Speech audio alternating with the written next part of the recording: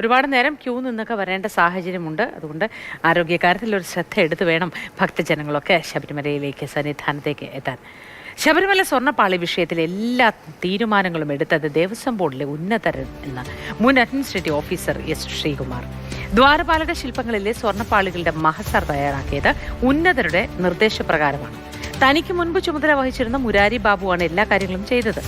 2019 ജൂലൈയിൽ അന്നത്തെ ദേവസ്വം കമ്മീഷണറും തിരുവാഭരണം കമ്മീഷണറും എക്സിക്യൂട്ടീവ് ഓഫീസറും ഇതിൽ ഇടപെട്ടുവെന്നും ഇവരുടെ നിർദ്ദേശപ്രകാരമാണ് താൻ പ്രവർത്തിച്ചതെന്നും ശ്രീകുമാർ പറഞ്ഞു. ബിന്നിൽ ചേർന്ന വിശദാംശങ്ങളുമായി. ബിന്നിൽ വളരെ നിർണായകമായ ഒരു വെളിപ്പെടുത്തലാണ്. എല്ലാം ഉന്നതരുടെ നിർദ്ദേശപ്രകാരമാണ് ചെയ്തത് എന്ന്. ഇനി ഈ ഉന്നതരാരൊക്കെ എന്നത് കൃത്യമായി എണ്ണിപ്പെറുക്കി തിട്ടപ്പെടുത്തുക എന്നതാണ് SITക്ക് മുന്നിലുള്ള ഉത്തരവാദിത്തങ്ങളിൽ ഒന്ന്, അല്ലേ?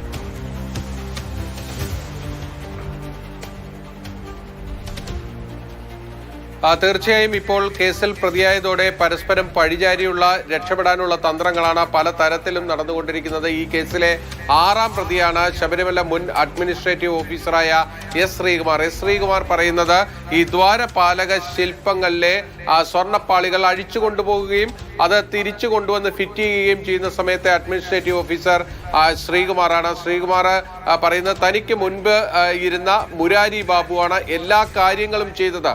മുരാരി ബാബു എല്ലാ നടപടിക്രമങ്ങളും പൂർത്തീകരിച്ചിരുന്നു. അതിനുശേഷം വന്ന തന്നോട് ഇതിന്റെ മഹസറുകൾ തയ്യാറാക്കാനുള്ള നിർദ്ദേശം മാത്രമാണ് നൽകിയത്.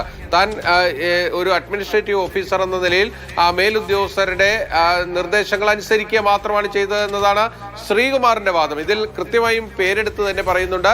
അതായത് 2019 7ാം മാസത്തിലെ തിരുവിതാംകൂർ ദേവസ്വം ബോർഡിന്റെ ദേവസ്വം കമ്മീഷണർ, തിരുവാഭരണം കമ്മീഷണർ, അതോടൊപ്പം തന്നെ എക്സിക്യൂട്ടീവ് ഓഫീസർ, ഈ 3 പേരുടെയും നിർദ്ദേശപ്രകാരമാണ് ഇതിന്റെ മഹസർ തയ്യാറാക്കുന്നത്, ഇത് അഴിച്ചു കൊണ്ടുപോകുന്നത്, തിരിച്ചു കൊണ്ടുവന്ന് ഫിറ്റ് ചെയ്യുന്നത് അടക്കമുള്ള എല്ലാ കാര്യങ്ങളും ചെയ്തിരിക്കുന്നത് എന്നതാണ് എസ് ശ്രീകുമാർ വിശദീകരിക്കുന്നത്. അതായത് ദേവസ്വം മാനുവൽ പ്രകാരം അഡ്മിനിസ്ട്രേറ്റീവ് ഓഫീസറേക്കാൾ അധികാരങ്ങൾ എക്സിക്യൂട്ടീവ് ഓഫീസർക്കാണ്. ദേവസ്വത്തിന്റെ സ്വത്തുവകളുടെ ഉത്തരവാദിത്വം അഡ്മിനിസ്ട്രേറ്റീവ് ഓഫീസർക്ക് ഇല്ല എന്ന വാദമാണ് ഇവിടെ ശ്രീകുമാർ ഉന്നയിക്കുന്നത്. അതോടൊപ്പം തന്നെ നമുക്ക് വിചിത്രമായി തോന്നുന്ന മറ്റൊരു കാര്യം, ഈ ദ്വാരപാലക ശില്പങ്ങളിലെ പാളികൾ അത് സ്വർണമാണോ ചെമ്പാണോ അത് തനിക്കറിയുന്ന കാര്യമല്ല എന്നുകൂടി എസ് ശ്രീകുമാർ വിശദീകരിക്കുന്നുണ്ട്. അതൊന്നും തനിക്കറിയില്ല. പക്ഷേ ഇത് സംബന്ധിച്ച ഈ സ്വർണ്ണപ്പാളികൾ അഴിച്ചു കൊണ്ടുപോകാനും അത് പൂശാനും ഒക്കെയുള്ള എല്ലാ തീരുമാനങ്ങളും ദേവസ്വം ബോർഡ് നേരത്തെ തന്നെ എടുത്തിരുന്നു.